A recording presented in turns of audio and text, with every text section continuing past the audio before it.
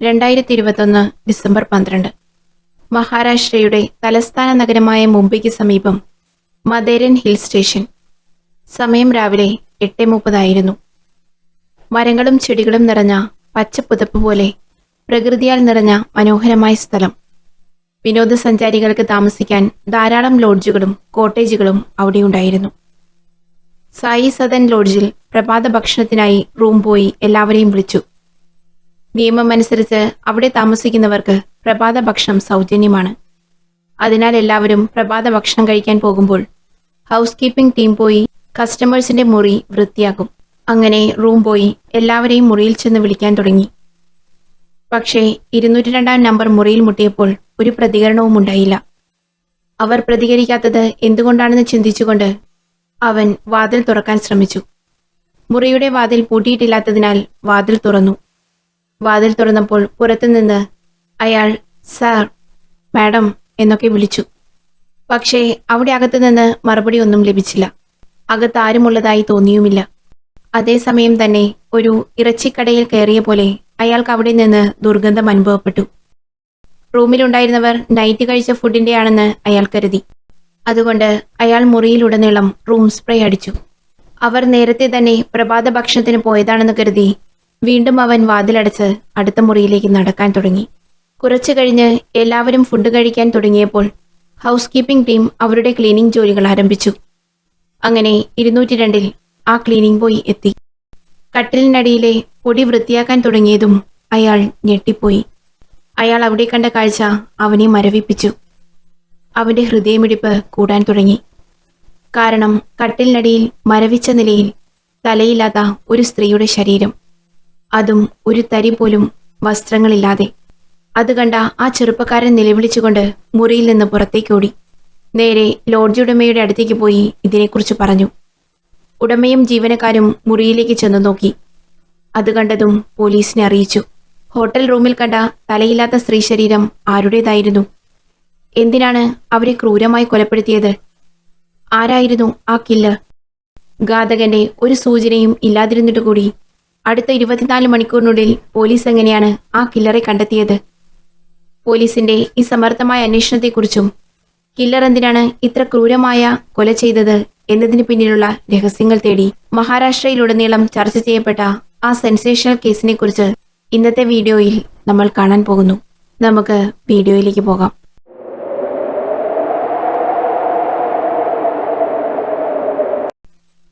Body കണ്ടെത്തിയ ദിവസം, അതായത് 2021 ഡിസംബർ 12. അന്ന് ഏകദേശം രാവിലെ 9:30 പോലീസ് ക്രൈം നടന്ന സ്ഥലത്തെത്തി. 202 ലോഡ്ജ് മുറിയിലേക്ക് കയറി പരിശോധിച്ചു. കട്ടിലിനടിയിൽ തലയില്ലാത്ത ഒരു മൃതദേഹം കണ്ടു. കവർച്ചയ്ക്കോ മറ്റെന്തെങ്കിലും കാരണത്തിനോ വേണ്ടി സംഭവിച്ചതല്ല, മറിച്ച് മർഡറിന്റെ ഉദ്ദേശം വ്യക്തിപരമായ പ്രതികാരമായിരിക്കണമെന്ന് അവർ അനുമാനിച്ചു. ഈ മർഡർ അന്വേഷണം ശരിയായ പാതയിലേക്ക് കൊണ്ടുപോകാൻ അവർ സാധ്യമായ ഏറ്റവും ഉയർന്ന വഴിയെക്കുറിച്ച് ചിന്തിക്കാൻ തുടങ്ങി. പോലീസ് ബോഡിയുടെ കൈകളിലും കാലുകളിലും ചില പ്രതിരോധ മുറിവുകൾ ശ്രദ്ധിച്ചു. ഇര കില്ലറിനെതിരെ പോരാടിയിരിക്കാമെന്ന് അതിലൂടെ അവർ മനസ്സിലാക്കി. അതുകൂടാതെ ഇരയുടെ ഇടത് കൈയിൽ കത്തികൊണ്ട് കുത്തിമാന്തിയ രീതിയിൽ മുറിവുകൾ ഉണ്ടാക്കിയിരിക്കുന്നു. ആ മുറിവുകൾ സൂക്ഷ്മമായി നിരീക്ഷിച്ചപ്പോൾ ഇരയുടെ കയ്യിലുണ്ടായിരുന്ന ഒരു ടാറ്റു മനസ്സിലാക്കാൻ പറ്റാത്ത വിധം വികൃതമാക്കാൻ വേണ്ടിയാണ് കയ്യിലെ മാംസം പിച്ചു ചീന്തിയിരിക്കുന്നത്. അതെന്താണെന്ന് കാണാൻ പ്രയാസമാകുന്ന തരത്തിൽ അത് നശിപ്പിക്കപ്പെട്ടിരിക്കുന്നതായി ശ്രദ്ധിച്ചു. അതായത് പോലീസിന് അത് തിരിച്ചറിയാൻ കഴിയരുതെന്ന് വളരെ ബോധപൂർവമായ കില്ലറുടെ ഒരു പ്രവൃത്തി. ക്രൈം നടന്ന സ്ഥലം പോലീസ് സുരക്ഷിതമാക്കി. ഏതാനും മിനിറ്റുകൾക്കുള്ളിൽ ഫോറൻസിക് സംഘം സംഭവസ്ഥലത്തെത്തി. അവർ തെളിവുകൾക്കായി എല്ലായിടത്തും തിരയാൻ തുടങ്ങി. ആളെ തിരിച്ചറിയാനുള്ള എന്തെങ്കിലും ഒരു അടയാളം, അതായത് ബാഗോ പേഴ്സോ വസ്ത്രങ്ങളോ ഒന്നും തന്നെ അവിടെ ഉണ്ടായിരുന്നില്ല. ഏറ്റവും പ്രധാന കാര്യം എന്തെന്നാൽ അവശേഷിക്കുന്ന ഡെഡ് ബോഡിയിൽ തലയില്ല എന്നുള്ളത് തന്നെയാണ്. ആ മരിച്ച സ്ത്രീയുടെ തല മുറിയിൽ എവിടെയും കണ്ടെത്താൻ കഴിഞ്ഞില്ല. കൂടാതെ ബാത്റൂം മുഴുവൻ ബ്ലഡ് ചിതറിക്കിടക്കുന്നു. ബാത്റൂമിൽ നിന്ന് കിടക്ക വരെ ബോഡി വലിച്ചുകൊണ്ടുവന്ന രീതിയിൽ ബ്ലഡ് സ്റ്റെയിൻസ് ഉണ്ടായിരുന്നു. കില്ലർ ബാത്റൂമിൽ വെച്ചാണ് അവളുടെ തല അറുത്തുമാറ്റപ്പെട്ടിരിക്കുന്നത് എന്ന് തോന്നിപ്പിക്കും വിധം രക്തം തളം കെട്ടിക്കിടന്നിരുന്നു. ആ രക്തം മരിച്ച സ്ത്രീയുടെ തന്നെയാണെന്ന് പോലീസ് അനുമാനിച്ചു. മറ്റു കേസിലുള്ള പോലെ തന്നെ മരിച്ചുപോയ ഇരയെ തിരിച്ചറിഞ്ഞാൽ മാത്രമേ അതിനു പുറകിലുള്ള ഘാതകനെ കണ്ടുപിടിക്കാൻ കഴിയുകയുള്ളൂ. അല്ലാത്തപക്ഷം കില്ലറെ കണ്ടെത്തുക എന്നതിനുള്ള സാധ്യത വളരെ ചെറിയൊരു ശതമാനത്തിലേക്ക് ചുരുങ്ങും. ഇവിടെ ഇരയെ തിരിച്ചറിയരുത് എന്ന് അവർക്ക് നിർബന്ധമുള്ളതുകൊണ്ടാണ് ഇരയുടെ തല അറുത്തുമാറ്റി അവർ കൊണ്ടുപോയിരിക്കുന്നത്. കൂടാതെ മറ്റു സാധനങ്ങളെല്ലാം അവിടെ നിന്നും മാറ്റിയിരിക്കുന്നത്. പിന്നെ ബോഡിയിൽ അവശേഷിപ്പിക്കുന്ന തിരിച്ചറിയാൻ സഹായകമായ ആ ടാറ്റുവും നശിപ്പിക്കപ്പെട്ടിരിക്കുന്നു. അതിനാൽ ആ മുറിയിൽ ആരാണ് താമസിച്ചതെന്നറിയാൻ പോലീസ് ലോഡ്ജിന്റെ എൻട്രി രജിസ്റ്റർ പരിശോധിക്കാൻ തുടങ്ങി. അത് 32 വയസ്സുള്ള അംജിദ് ഖാനും 28 വയസ്സുള്ള റുബീന ബീഗവുമായിരുന്നു. രജിസ്റ്ററിൽ ഫോൺ നമ്പർ ഉണ്ടെന്നറിഞ്ഞ പോലീസ് ആ നമ്പറിലേക്ക് വിളിച്ചെങ്കിലും ആ നമ്പർ നോട്ട് ഇൻ യൂസ് എന്ന് കേൾക്കുന്നു. അവർ മുറിയെടുക്കാൻ വന്നപ്പോൾ എന്തെങ്കിലും ID പ്രൂഫ് നൽകിയിട്ടുണ്ടോ എന്ന് പോലീസ് ലോഡ്ജ് ഉടമയോട് ചോദിച്ചു. അത് കേട്ടതും ലോഡ്ജ് ഉടമ തല താഴ്ത്തി തലയിൽ ചൊറിഞ്ഞുകൊണ്ട് പറഞ്ഞു, ഇവിടെ വരുന്ന പല കസ്റ്റമേഴ്സും എന്തെങ്കിലുമൊക്കെ ആയിട്ട് തരും, ചിലർ അതും തരില്ല. കസ്റ്റമേഴ്സിനെ കളയണ്ടെന്ന് കരുതി നമ്മൾ മുറി കൊടുക്കും എന്നും പറഞ്ഞ് അയാൾ തല താഴ്ത്തി നിന്നു. തക്കതായ ID പ്രൂഫ് ഇല്ലാതെ റൂം കൊടുക്കരുതെന്ന് പോലീസ് പലവട്ടം താക്കീത് ചെയ്തതല്ലേ എന്ന് പോലീസ് ചോദിച്ചു. അടുത്തതായി പോലീസ് ലോഡ്ജിലെ CCTV ചെക്ക് ചെയ്യാൻ ആരംഭിച്ചു. ആ 202 റൂമിൽ താമസിച്ചിരുന്ന അഭിജിത്തും റുബീനയും ചെക്ക് ഇൻ ചെയ്ത സമയം പരിശോധിച്ചു. അങ്ങനെ ഡിസംബർ 11 തീയതി വൈകുന്നേരം 7 മണിയോടെ അവർ ലോഡ്ജിൽ പ്രവേശിച്ചത് CCTVയിൽ നിന്നും മനസ്സിലാക്കി. പക്ഷേ ചെക്കിംഗ് ചെയ്യുന്ന സമയം അവർ രണ്ടുപേരും മാസ്ക് ധരിച്ചിരുന്നു.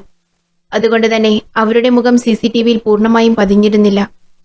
പോലീസുകാർ CCTV പരിശോധിക്കുന്ന അതേ സമയം തന്നെ വേറൊരു സംഘം പോലീസുകാർ ലോഡ്ജിലെ രജിസ്റ്ററിൽ കൊടുത്തിരുന്ന അഡ്രസ്സ് വെരിഫൈ ചെയ്യുന്നതിനായി അവിടെ പോയിരുന്നു. പക്ഷേ ആ അഡ്രസ്സിൽ അംജിത്ത് എന്നും റുബീന എന്നും പേരുള്ള ആരും താമസക്കാരായി ഉണ്ടായിരുന്നില്ല എന്ന് മനസ്സിലാക്കുന്നു. അതിൽ നിന്നും ആ അഡ്രസ്സും വ്യാജമാണെന്ന് പോലീസ് തിരിച്ചറിയുന്നു. ഇത്രയും കള്ളത്തരങ്ങൾ നടന്നിരിക്കുന്നത് കൊണ്ട് തീർച്ചയായും അവർ രജിസ്റ്ററിൽ നൽകിയിരിക്കുന്ന റുബീന, അംജിത്ത് എന്നീ പേരുകളും വ്യാജം തന്നെയായിരിക്കുമെന്ന് പോലീസ് അനുമാനിക്കുന്നു. ആ സമയത്താണ് പോലീസിന് പോസ്റ്റ്മോർട്ടം റിപ്പോർട്ട് ലഭിക്കുന്നത്. അതിൽ നിന്നും 26 വയസ്സുള്ള ഒരു യുവതിയാണ് കൊല്ലപ്പെട്ടിരിക്കുന്നതെന്ന് പോലീസ് മനസ്സിലാക്കി. ഇരയുടെ പോസ്റ്റ്മോർട്ടം റിപ്പോർട്ടിൽ നിന്ന് സ്ത്രീയുടെ മരണകാരണം സ്ട്രെങ്കുലേഷനാണ്. അതായത് കഴുത്ത് ഞെരിച്ചാണ് കൊലപ്പെടുത്തിയിരിക്കുന്നത്. അവളെ കൊലപ്പെടുത്തിയ ശേഷമാണ് അവളുടെ തല അവളുടെ ശരീരത്തിൽ നിന്ന് വെട്ടിമാറ്റിയിരിക്കുന്നത്. ഈ കൊല നടന്നിരിക്കുന്നത് ഡിസംബർ 12 തീയതി രാത്രി 11 മണിക്കും 12 മണിക്കും ഇടയിലാണെന്ന് മനസ്സിലാക്കുന്നു. അതുകൂടാതെ കൊല ചെയ്യപ്പെടുന്നതിന് മുമ്പ് അവർ തമ്മിൽ ശാരീരിക ബന്ധം ഉണ്ടായിട്ടുണ്ടെന്നും അതിനു തെളിവായി പുരുഷ സെമൻ അവളുടെ ശരീരത്തിൽ നിന്നും കണ്ടെത്തിയിട്ടുണ്ടെന്നും റിപ്പോർട്ടിൽ പറയുന്നു. തീർച്ചയായും ആ സെമൻ കില്ലറുടേതായിരിക്കണം. അതുകൊണ്ട് കില്ലറിനെതിരായി ഒരു ശക്തമായ തെളിവാണ് കിട്ടിയിരിക്കുന്നത്. അവനെ കണ്ടുപിടിച്ചാൽ ഈ കേസ് എളുപ്പത്തിൽ സോൾവ് ചെയ്യാമെന്നും പോലീസ് കരുതി. അപ്പോൾ പോലീസ് മറ്റൊരു വഴി ആലോചിച്ചു. അവൻ ലോഡ്ജിൽ നിന്ന് എപ്പോഴാണ് പുറത്തുപോയതെന്ന് കണ്ടെത്താൻ CCTV പരിശോധിച്ചു. പിറ്റേന്ന് രാവിലെ, അതായത് ഡിസംബർ 12 രാവിലെ ഏകദേശം 6:30 അവൻ ലോഡ്ജിൽ നിന്ന് ഇറങ്ങി. അവൻ പോകുമ്പോൾ മുഖംമൂടി ധരിച്ചിരുന്നു. അങ്ങനെ അവൻ ധരിച്ചിരിക്കുന്ന ഷർട്ടിന്റെ അടയാളം നോക്കി അവൻ പോയ വഴിയിലുള്ള മറ്റു CCTVകൾ ചെക്ക് ചെയ്ത് പോലീസ് അവന് പുറകെ പോകുന്നു. അങ്ങനെ അവൻ ലോഡ്ജിൽ നിന്നിറങ്ങി നേരെ ബസ് സ്റ്റാൻഡിലേക്കാണ് പോയതെന്നും അവിടെ നിന്ന് ഒരു ബസ്സിൽ കയറി രക്ഷപ്പെട്ടുവെന്നും മനസ്സിലാക്കുന്നു. ആ ബസ് റൂട്ടിലെ CCTV ദൃശ്യങ്ങൾ അവർ പരിശോധിക്കുമ്പോൾ ആ ബസ് ഒരു ഹിൽ സ്റ്റേഷനിലേക്കാണ് പോകുന്നതെന്നും ആ ഹിൽ സ്റ്റേഷനിൽ നിന്ന് 15 കിലോമീറ്റർ അകലെ അവനൊരു ഗ്രാമത്തിലേക്കാണ് പോയതെന്നും മനസ്സിലാക്കി. അവിടെ നിന്നും ഒരു റെയിൽവേ പാളം കടന്ന് അവനൊരു കാട്ടുപാതയിലൂടെ പോയി. 30 മിനിറ്റിന് ശേഷം അവൻ അതേ വഴിയിൽ തിരിച്ചു വന്നതായി ഒരു CCTVയിൽ പതിയുന്നു. അതുകൂടാതെ മറ്റൊരു പ്രധാനപ്പെട്ട കാര്യവും അവർ ശ്രദ്ധിക്കുന്നു. അവൻ ആ കാട്ടുപാതയിലൂടെ നടന്നു പോയപ്പോൾ അവന്റെ പുറകിലുള്ള ബാഗ് അല്പം വീർത്തിരുന്നുവെന്നും എന്നാൽ തിരിച്ചു വരുമ്പോൾ അവന്റെ ബാഗ് നോർമൽ സൈസിലേക്കെന്നും മനസ്സിലാക്കി. ഒരുപക്ഷെ ഇരയുടെ തലയാകാം ആ ബാഗിനുള്ളിൽ ഉണ്ടായിരുന്നതെന്നും അതവിടെ ഉപേക്ഷിച്ചിട്ട് വരുന്നതാകാം എന്നും അവർ അനുമാനിച്ചു. ആ ഡൗട്ട് ക്ലിയർ ചെയ്യുന്നതിന് വേണ്ടി പോലീസ് അവൻ പോയ വഴിയിലൂടെ സഞ്ചരിച്ചു. റെയിൽവേ ട്രാക്കിൽ നിന്നും ഒരു 250 മീറ്റർ അകലെ അവർ കരുതിയതുപോലെ തന്നെ ഒരു കുറ്റിക്കാട്ടിൽ അവർ ഒരു മാലിന്യസഞ്ചി കണ്ടുപിടിച്ചു. സമീപത്ത് ഒരു ഹാൻഡ് ബാഗ് കണ്ടു. മാലിന്യസഞ്ചി തുറന്ന പോലീസിന് രക്തത്തിൽ കുതിർന്ന മരവിച്ചൊരു സ്ത്രീയുടെ തല കണ്ടുകിട്ടുന്നു. കണ്ണുകൾ തുറന്ന് നാവ് പുറത്തേക്ക് നീട്ടിയ നിലയിൽ. ഇത് കണ്ട് അവർ ഞെട്ടിപ്പോയി. തെളിവുകൾക്കായി പോലീസ് ഹാൻഡ്ബാഗ് പരിശോധിച്ചപ്പോൾ അവർ പ്രതീക്ഷിച്ചതുപോലെ ഒരു ID പ്രൂഫും കണ്ടെത്താൻ അവർക്ക് കഴിഞ്ഞില്ല. പകരം അവർക്ക് ഒരു ആശുപത്രി കുറിപ്പടി കണ്ടുകിട്ടി. ആ കുറിപ്പടിയിൽ പേര് പൂനം എന്നാണ് എഴുതിയിരുന്നത്. പ്രായം 26 കണ്ട പോലീസിന് അത് മരണപ്പെട്ട സ്ത്രീയുടെ പേരാണെന്ന് മനസ്സിലായി. അങ്ങനെ അവർ ആ സ്ത്രീയുടെ തലയെ പോസ്റ്റ്മോർട്ടത്തിന് അയച്ചു കൊടുത്തു. അങ്ങനെ അവർക്ക് കിട്ടിയ ആ കുറിപ്പടിയിലെ ഹോസ്പിറ്റലിന്റെ പേരും വിലാസവും അന്വേഷിച്ച് അവിടെ എത്തുന്നു. ആ കുറിപ്പടി കാണിച്ച് പോലീസ് ഹോസ്പിറ്റലിൽ അന്വേഷണം ആരംഭിക്കുമ്പോൾ ഡെയിലി ഒത്തിരി പേര് വരുന്ന ഹോസ്പിറ്റലാണ്. ഈ കുറിപ്പടി കൊണ്ട് അവർക്ക് ഇതെഴുതിയ ഡോക്ടറെക്കുറിച്ചും ആ മരുന്നിനെക്കുറിച്ചുമല്ലാതെ രോഗിയെക്കുറിച്ച് കൂടുതലൊന്നും അറിയില്ലെന്ന് അവർ പറയുന്നു. എന്നാൽ പോലീസ് പൂനം എന്ന പേരുള്ള 26 വയസ്സുള്ള സ്ത്രീയെക്കുറിച്ച് ആ ഹോസ്പിറ്റലിന് ചുറ്റുമുള്ള പരിസര പ്രദേശങ്ങളിൽ നടന്ന് അന്വേഷിക്കുന്നു. ആ അന്വേഷണത്തിനൊടുവിൽ കുറച്ചറിവുകൾ ഒരു വീട്ടിൽ നിന്നും അവർക്ക് ലഭിക്കുന്നു. അതായത് ആ വീട്ടുകാർ പറയുന്നത് പൂനം എന്നത് ഞങ്ങളുടെ ഒരു ബന്ധുവിന്റെ കുട്ടിയാണെന്നും അവൾ 10 ദിവസം മുമ്പ് ഇവിടെ വന്നെന്നും അവിടെ നിന്നും ഭക്ഷണം കഴിച്ചപ്പോൾ ഒരു ഫുഡ് പോയിസണായി ഛർദി കാരണം അടുത്തുള്ള ഹോസ്പിറ്റലിൽ പോയി മരുന്ന് വാങ്ങിയെന്നും അവർ പറയുന്നു. അപ്പോൾ CCTVയിലെ ദൃശ്യങ്ങൾ പോലീസ് അവർക്ക് മുൻപിൽ കാണിച്ചു. പൂനം തന്നെയാണ് അന്ന് ഹോസ്പിറ്റലിൽ വന്നതെന്ന് അവർ സ്ഥിരീകരിക്കുന്നു. അങ്ങനെ അവിടെ നിന്നും പൂനത്തിന്റെ യഥാർത്ഥ അഡ്രസ്സ് പോലീസിന് ലഭിച്ചു. അങ്ങനെ പൂനത്തിന്റെ യഥാർത്ഥ അഡ്രസ്സ് വാങ്ങി പോലീസ് പൂനത്തിന്റെ മുംബൈയിലുള്ള വീട്ടിലേക്ക് പോയി. അവിടെ പൂനത്തിന്റെ അച്ഛനും അമ്മയും സഹോദരനുമാണ് ഉണ്ടായിരുന്നത്. അവർ പറയുന്നത് പ്രകാരം പൂനം അവളുടെ ഭർത്താവ് രാംപാലിന്റെ കൂടെയാണ് അവസാനം അവിടെ നിന്നും പോയിരിക്കുന്നത്. അതിനുശേഷം പോലീസ് പൂനത്തിന്റെ മരണവാർത്ത അവരെ അറിയിക്കുന്നു. ഇത് കേട്ടതും ആ കുടുംബം വിഷമം സഹിക്കാൻ വയ്യാതെ കരഞ്ഞ് അവശരാകുന്നു. പോലീസ് അവരെ സമാധാനിപ്പിക്കാനായി വളരെ പണിപ്പെട്ട് ശ്രമിക്കുന്നുണ്ടെങ്കിലും സ്വന്തം മകളുടെ വാർത്ത അച്ഛന്റെയും അമ്മയുടെയും മനസ്സ് തകർത്തിരിക്കുന്നു.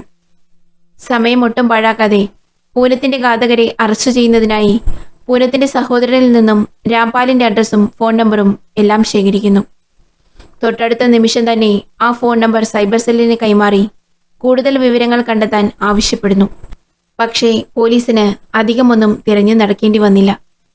രാംപാലിന്റെ വീടിന്റെ അഡ്രസ്സിൽ ചെന്ന് അവർ കോളിംഗ് ബെൽ അടിച്ചതും വാതിൽ തുറന്ന് പുറത്തു വന്നത് അവർ ആരെയാണോ ഇത്രയും നേരം അന്വേഷിച്ച് നടന്നത് ആൾ തന്നെയായിരുന്നു ആ വാതിൽ തുറന്നത്. പൂനത്തിന്റെ ഭർത്താവായ രാംപാൽ തന്നെ.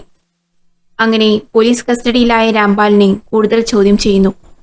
പക്ഷേ രാംപാൽ പറയുന്നു താനല്ല പൂനത്തെ കൊന്നതെന്നും താനും പൂനവും തമ്മിൽ ചെറിയൊരു തർക്കമുണ്ടായെന്നും അത് കാരണം പൂനത്തോട് പിണങ്ങി ഹോട്ടൽ റൂമിൽ നിന്നും ഇറങ്ങിപ്പോയെന്നും പിന്നീട് എന്താണ് സംഭവിച്ചതെന്ന് തനിക്ക് അറിഞ്ഞുകൂടാ എന്നും പറയുന്നു.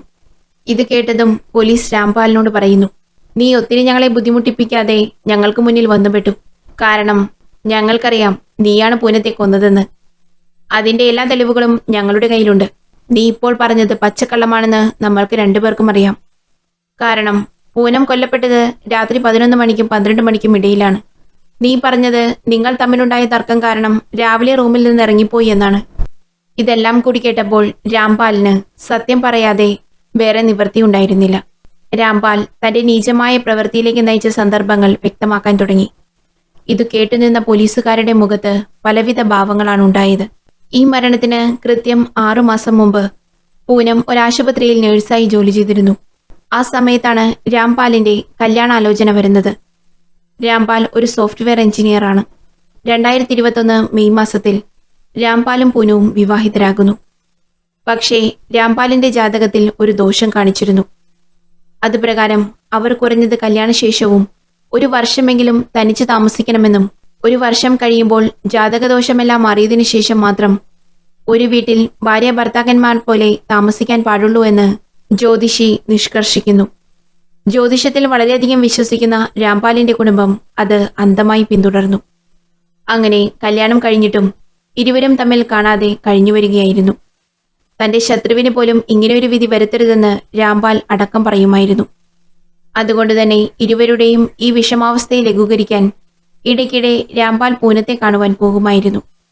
മാസത്തിൽ 2 തവണയെങ്കിലും അവർ അങ്ങനെ ഇടയ്ക്ക് എവിടെയെങ്കിലും പോയി മനസ്സമാധാനത്തോടെ ചിലവഴിക്കുമായിരുന്നു. അങ്ങനെ ഇരിക്കെയാണ് രാംപാലിന്റെ ഒരു സുഹൃത്ത് രാംപാലിന്റെ വീട്ടിൽ വരുന്നത്. സുഹൃത്തിന് കല്യാണത്തിൽ പങ്കെടുക്കാൻ കഴിഞ്ഞിരുന്നില്ല. അതിന്റെ പരിഭവം മാറ്റാനും രാംപാലിന് വിവാഹ സമ്മാനം നൽകാനും വേണ്ടിയാണ് അയാൾ അവിടെ വന്നത്. നിർഭാഗ്യമെന്ന് പറയട്ടെ, ആ ഒരു വരവ് പൂനത്തിന്റെ ജീവിതത്തെ മാറ്റിമറിച്ചിരുന്നു. രാംപാൽ തന്റെ കല്യാണ ആൽബം വളരെ സന്തോഷത്തോടു കൂടി തന്നെ സുഹൃത്തിനെ കാണിച്ചു കൊടുക്കുന്നു. ആ സമയം സുഹൃത്തിന്റെ മുഖം പെട്ടെന്ന് മാറുന്നത് രാംപാൽ ശ്രദ്ധിച്ചു. പൂനം ആരാണെന്ന് രാംപാലിനോട് സുഹൃത്ത് മടിച്ചു പഠിച്ച് പറയാൻ തുടങ്ങി. ഈ ഫോട്ടോയിൽ കാണുന്ന പൂനം തന്റെ ബന്ധു കൂടിയായ ഒരു യുവാവുമായി പ്രണയത്തിലായിരുന്നുവെന്ന് അറിയിക്കുന്നു. ഇത് കേട്ടതും രാംപാലിന്റെ മാനസിക നില തെറ്റുന്നു. ഈ അറിഞ്ഞ കാര്യങ്ങൾ സത്യമാണോ എന്ന് മനസ്സിലാക്കുന്നതിനായി തന്ത്രപൂർവം പൂനത്തിന്റെ അടുത്തെത്തുന്നു. അങ്ങനെ കാഷ്വലായി ഒരു റെസ്റ്റോറൻറ്റിൽ ഇരുന്ന് സംസാരിക്കുന്ന കൂട്ടത്തിൽ രാംപാൽ പൂനത്തോട് തനിക്ക് കല്യാണത്തിന് മുമ്പ് എന്തെങ്കിലും അഫെയർ ഉണ്ടായിരുന്നോ എന്ന് തന്ത്രപൂർവം തിരക്കുന്നു. വളരെ ഓപ്പൺ മൈൻഡും നിഷ്കളങ്കവുമായ പൂനം രാംപാലിനോട് മനസ്സ് തുറക്കുന്നു. തനിക്ക് കല്യാണത്തിന് മുമ്പ് ഒരു പ്രണയമുണ്ടായിരുന്നുവെന്നും പക്ഷേ അവൻ തന്നെ കബളിപ്പിച്ച് മറ്റു പലരുമായി ഒരേ സമയം ബന്ധം പുലർത്തിയിരുന്നുവെന്നും അവൾ അറിയിക്കുന്നു. അങ്ങനെ തന്നെ പറ്റിച്ചൊരുത്തനെ മറക്കാൻ ശ്രമിക്കുന്ന സമയത്താണ് രാംപാലിന്റെ ആലോചന വരുന്നതെന്നും പൂനം രാംപാലിനോട് പറയുന്നു. അങ്ങനെ ഫേക്കായിരുന്ന ഒരുത്തനെ പ്രേമിക്കാൻ ശ്രമിച്ച പൂനത്തിന്റെ വിഷമം ഉള്ളിലൊതുക്കി ജീവിക്കുമ്പോഴാണ് രാംപാലിന്റെ ആലോചന വരുന്നത്. ഇത്രയും പറഞ്ഞ് പൂനം നിർത്തുമ്പോൾ രാംപാൽ വീണ്ടും ഒരു ചോദ്യം കൂടി ചോദിക്കുന്നു. പ്രണയത്തിലായിരിക്കുമ്പോൾ പൂനം അവളുടെ പരിധി ലംഘിച്ചോ എന്നറിയാൻ അവർ ഒരുമിച്ച് പുറത്തു പോയിട്ടുണ്ടോ എന്നുകൂടി രാംപാൽ ചോദിക്കുന്നു. അവർ 2 3 തവണ സിനിമയ്ക്ക് പോയിരുന്നുവെന്നും കൂടാതെ അവർ ഫോണിൽ മാത്രമേ സംസാരിച്ചിരുന്നുള്ളൂ എന്നും പൂനം കൂട്ടിച്ചേർക്കുന്നു. ഇത് പറഞ്ഞതിന് ശേഷം വളരെ ഓപ്പൺ മൈൻഡഡ് ആയ പൂനം തന്റെ ഭർത്താവിനോട് എല്ലാം പറഞ്ഞതിൽ അവൾക്ക് ആശ്വാസം തോന്നി. അവൾ ഒരുപക്ഷെ വിചാരിച്ചിരുന്നിരിക്കാം, വിദ്യാഭ്യാസവും വിവരവുമുള്ള രാംപാലിന് താൻ പറഞ്ഞത് എല്ലാം വിശ്വാസമായിരിക്കുന്നുവെന്ന്. പക്ഷേ രാംപാലിന്റെ മനസ്സിൽ പൂനം പറഞ്ഞ കാര്യങ്ങളെല്ലാം വിള്ളലുകൾ വീഴ്ത്തിയിരുന്നു. രാംപാലിന് വിവരവും വിദ്യാഭ്യാസവും ഉണ്ടെങ്കിലും അദ്ദേഹം ഒരു നാരോ മൈൻഡഡ് പേഴ്സണായിരുന്നു. അത് തിരിച്ചറിയാൻ പൂനം വൈകിപ്പോയിരുന്നു. ഒന്നും സംഭവിക്കാത്ത പോലെ അവിടെ നിന്നും അന്നവർ പിരിഞ്ഞു. രാംപാലിന്റെ ചിന്തകൾ പിന്നീട് കാടുകയറി. അവൾ പറഞ്ഞ കാര്യങ്ങൾ തിരിച്ചും മറിച്ചും ആലോചിച്ചു. എന്നിട്ട് അയാൾ തന്നെ ഓരോ കാര്യങ്ങളും മനസ്സിൽ പ്രതിഷ്ഠിച്ചു. അതായത് 1 വർഷത്തോളം ഒരുത്തനെ പ്രണയിച്ചിട്ട് അവൻ അവളെ ഒന്നും ചെയ്തില്ല എന്ന് അയാൾക്ക് എന്തുകൊണ്ടോ വിശ്വസിക്കാൻ കഴിഞ്ഞില്ല. തന്നെ പൂനം ചതിച്ചിരിക്കുന്നു എന്ന തോന്നലുകളാണ് അയാളുടെ മനസ്സിലുണ്ടായിരുന്നത്. കൂടാതെ ഇപ്പോഴും ചതിക്കുന്നുണ്ടോ എന്ന് അയാൾക്ക് തോന്നി. അങ്ങനെ അയാളുടെ മനസ്സിനെ വിശ്വസിപ്പിക്കാനായി അയാൾ കണ്ടെത്തുന്ന കാര്യങ്ങൾ ഇത്രയും ദിവസം പിരിഞ്ഞു നിന്നിട്ട് പോലും പൂനത്തിന് പറയത്തക്ക വിഷമമൊന്നുമില്ല എന്ന തോന്നലുകളാണ്. കൂടാതെ പൂനം ചിലപ്പോൾ മൊബൈലിൽ അവളുടെ ഫ്രണ്ടുമായി സംസാരിക്കുമ്പോൾ രാംപാൽ കോൾ ചെയ്യുന്ന പക്ഷം എൻഗേജ് ആയാൽ അയാൾ അവൾക്ക് വേറെ എന്തോ റിലേഷൻ ഉള്ളതുപോലെ മനസ്സിൽ ഉറപ്പിക്കും. ഇതുപോലുള്ള ചിന്താഗതികളും രീതികളും അയാളെ ഒരു അബ്നോർമലാക്കി മാറ്റിയിരുന്നു. ആ ചിന്തകൾ പൂനത്തിനെതിരെയുള്ള കലിയായി അയാൾക്കുള്ളിൽ കുമിഞ്ഞുകൂടി. ഒടുവിൽ പൂനം തന്നെ ചതിച്ച് വിവാഹം കഴിച്ചുവെന്ന് അയാൾ കരുതി. ഇങ്ങനെ അവൻ ഒരു പൂർണ്ണമായ സൈക്കോ ആയി മാറി അവളെ കൊല്ലാൻ തീരുമാനിച്ചു. അതിനുവേണ്ടി അയാൾ അവളെ ഒരു ദിവസം പുറത്തേക്ക് കൊണ്ടുപോകാമെന്ന വ്യാജേന ഒരു കുന്നിൻ ചെരുവിലുള്ള ആ ലോഡ്ജിലേക്ക് കൊണ്ടുപോകുന്നു. അങ്ങനെ അവൾ അറിയാതെ ഒരു വ്യാജ അഡ്രസ്സിൽ ആ ലോഡ്ജിൽ അവർ ചെക്കിംഗ് ചെയ്യുന്നു. അന്ന് രാത്രി തന്റെ ഭാര്യയെ അവസാനമായി അവൻ പ്രാപിക്കുന്നു. ഒന്നും അറിയാതെ പൂനം അവനെ ചേർത്ത് പിടിച്ച് കണ്ണടച്ചു കിടന്നു. പക്ഷേ അവന്റെ കണ്ണുകളിൽ അവളുടെ കഴുത്തറക്കും വിധം പക നിറഞ്ഞത് അവൾക്ക് കാണാൻ കഴിഞ്ഞില്ല. ആ ഒരു നിമിഷം അവൻ ഊരിയിട്ട അവളുടെ തന്നെ ലെഗിൻസ് കൊണ്ട് കഴുത്തിൽ വലിഞ്ഞു മുറുക്കുന്നു. എന്താണ് സംഭവിക്കുന്നതെന്നറിയാതെ പിടയുന്ന അവളുടെ ശരീരത്തിൽ പല പാടുകളും വീഴുന്നു. ഏതാനും നിമിഷങ്ങൾക്കകം അവളുടെ ജീവൻ ശരീരത്തിൽ നിന്നും യാത്ര പറയുന്നു. എന്നിട്ടും പക കെട്ടടങ്ങാതെ രാംപാൽ നേരത്തെ കരുതി വെച്ചിരുന്ന വീട്ടിൽ നിന്നും കൊണ്ടുവന്ന മൂർച്ചയുള്ള കത്തിയും പിന്നെ ഒരു ഗാർബേജ് ബാഗും എടുത്തുകൊണ്ട് അവളെ വലിച്ചിഴച്ച് ബാത്റൂമിൽ കൊണ്ടുപോയി. അവിടെ വെച്ച് നിഷ്കരുണം അവളുടെ കഴുത്ത് അറുത്തു മാറ്റപ്പെട്ടു. അവളുടെ ആ കഴുത്ത് ബാഗിൽ വെക്കുന്നു. കൂടാതെ റൂമിലുള്ള അവരുടെ എല്ലാ സാധനങ്ങളും അവൻ ബാഗിലേക്ക് മാറ്റി. പിന്നീട് അവിടെ കുറച്ചുനേരം വിശ്രമിച്ചു. എന്നിട്ട് തലയേറ്റ അവളുടെ ശരീരം വലിച്ചിഴച്ച് കട്ടിനടിയിൽ ഒളിപ്പിക്കുന്നു. പിന്നീട് അവിടെ നിന്നും അവൻ യാത്ര തിരിക്കുന്നു. ഇത്രയും പറഞ്ഞത് കേട്ടപ്പോൾ പോലീസിന് അവനോട് വല്ലാത്തൊരു നിർവികാരതയാണ് തോന്നിയത്. അവർ അവന് ഏറ്റവും വലിയ ശിക്ഷ വാങ്ങി കൊടുക്കുന്നതിനു വേണ്ടിയുള്ള തയ്യാറെടുപ്പുകൾക്കായി കരുക്കൾ നീക്കി. അതിനായി പൂനത്തിന്റെ ശരീരത്തിൽ നിന്ന് ലഭിച്ച സെമൻ രാംപാലിന്റെയാണെന്ന് തെളിയിക്കണം. കൂടാതെ കൊലയ്ക്കായി ഉപയോഗിച്ച കത്തി രാംപാലിന്റെ വീട്ടിൽ നിന്നും കണ്ടെത്തി. അങ്ങനെ എല്ലാ തെളിവുകളും നിരത്തി കേസ് ക്ലോസ് ചെയ്തു. ഈ കേസിൽ പോലീസിന്റെ മികവാർന്ന കർത്തവ്യബോധവും നീതി നിർവഹണവും പ്രശംസ അർഹിക്കുന്ന ഒന്നാണ്. ദൗർഭാഗ്യമെന്ന് പറയട്ടെ, ഈ കേസിന്റെ ട്രയൽ ഇപ്പോഴും കോടതിയിൽ നടന്നുകൊണ്ടിരിക്കുകയാണ്. അവസാന വിധിക്കായി പൂനത്തിന്റെ കുടുംബം കോടതി മുറിയിൽ ഇപ്പോഴും കയറിയിറങ്ങുകയാണ്. ഈ സംഭവത്തിൽ നിന്നും എനിക്ക് കുറച്ച് വീക്ഷണങ്ങൾ കൂട്ടുകാരുമായി പങ്കുവയ്ക്കാൻ തോന്നുന്നു. മരണപ്പെട്ട പൂനം വാസ്തവത്തിൽ ഒരു തെറ്റുകാരിയാണു. എനിക്ക് പൂനത്തിന്റെ ഭാഗത്തുനിന്ന് ചിന്തിക്കുമ്പോൾ കല്യാണത്തിന് മുമ്പ് ചെറിയ പ്രായത്തിലുണ്ടായ ഒരു പ്രണയബന്ധം, അതും വെറും കുറച്ച് സമയത്ത് മാത്രമുണ്ടായിരുന്ന ഒരു ഫേക്ക് റിലേഷൻ. ഓപ്പൺ മൈൻഡഡ് ആയ ആ കുട്ടി അത് തുറന്നു പറഞ്ഞു. തന്റെ ഭർത്താവിനെ അത്രയും വിശ്വാസമുള്ളതുകൊണ്ടായിരിക്കാം, കൂടാതെ അത്രയും സ്നേഹിച്ചതുകൊണ്ടും ആവാം അവൾ തന്റെ ഭർത്താവിന്റെ പേര് തന്നെ തന്റെ ഇടത് കൈയിൽ ടാറ്റു അടിച്ചിരിക്കുക. ആ ടാറ്റുവാണ് അവൻ കുത്തിക്കേറിയത്. വേണമെങ്കിൽ അവൾക്കത് തുറന്നു പറയാതിരിക്കാമായിരുന്നു. പക്ഷേ അവളത് ചെയ്തില്ല. അവൾ പോലും ആ ഒരു ചെറിയ പ്രണയത്തിന് അത്രയും പ്രാധാന്യം നൽകിയിരുന്നുള്ളൂ. അതുകൊണ്ടാവാം അവളത് തുറന്നു പറഞ്ഞത്. പക്ഷേ രാംപാൽ അവളേക്കാൾ മുതിർന്ന വ്യക്തിയാണ്, കൂടുതൽ വിദ്യാഭ്യാസവും വിവരവും ഉണ്ടായിരുന്ന വ്യക്തി. ഇനി ഒട്ടും ഉൾക്കൊള്ളാൻ പറ്റുന്നില്ലെങ്കിൽ അയാൾക്ക് അവളെ ഒഴിവാക്കാമായിരുന്നു, ഡിവോഴ്സ് ചെയ്യാമായിരുന്നു. കുട്ടികളൊന്നും ആകാത്ത സ്ഥിതിക്ക്, എന്തിന്, മര്യാദയ്ക്കൊന്ന് ഒരുമിച്ച് ജീവിച്ചിട്ട് കൂടിയില്ലാത്ത സ്ഥിതിക്ക് തീർച്ചയായും അങ്ങനെ ചെയ്യാമായിരുന്നു. പക്ഷേ അവൻ ചെയ്തത് അവളെ നിഷ്ക്രൂരം കൊന്നുകളയുക എന്നതാണ്. എന്താണ് ശരിക്കും അങ്ങനെ ഒരു തീരുമാനം കൊണ്ട് അയാൾ ഉദ്ദേശിച്ചത്? അങ്ങനെ തന്റെ ഭാര്യയെ കൊന്നിട്ട് പെർഫെക്റ്റായി ക്രൈം ചെയ്ത് പിടിക്കപ്പെടാതെ രക്ഷപ്പെടാമെന്ന് കരുതിയിരിക്കാൻ മാത്രം പൊട്ടനായിരുന്നു രാംപാൽ. നിങ്ങൾക്കെന്തു തോന്നുന്നു? ഞാനിത് റെക്കോർഡ് ചെയ്യുന്ന ഈ സമയത്താണ് TV-യിൽ ഒരു ന്യൂസ് ലൈവ് വരുന്നത് കണ്ടത്. ഇതുപോലെ തന്നെ ഒരു കൊലപാതകത്തിന്റെ കഥ. വിവാഹം കഴിഞ്ഞ ദിവസങ്ങൾക്കുള്ളിൽ ഹണിമൂണിനായി മേഘാലയയിലേക്ക് പോയ നവദമ്പതിമാരിൽ ഒരാൾ കൊല്ലപ്പെട്ടിരിക്കുന്നു. ഇവിടെ മരണപ്പെട്ടത് നവവരനാണ്, കൊന്നതാകട്ടെ വധുവും. വധുവിന്റെ 20 വയസ്സുള്ള ലവറും അയാൾ ഏർപ്പാടാക്കിയ 2 കൂട്ടാളികളും. കല്യാണം കഴിഞ്ഞ് 1 മാസം തികയുന്നതിന് മുമ്പ് തന്നെ പാവം നവവരൻ കൊല്ലപ്പെട്ടു. ഇവിടെ വരനെ കൊല്ലാൻ കൂട്ടുനിന്നതാകട്ടെ സോനം എന്ന തന്റെ പ്രിയ ഭാര്യയും. ഇവിടെ കൊല്ലപ്പെട്ടത് ആണാണോ പെണ്ണാണോ എന്നതിനല്ല പ്രസക്തി.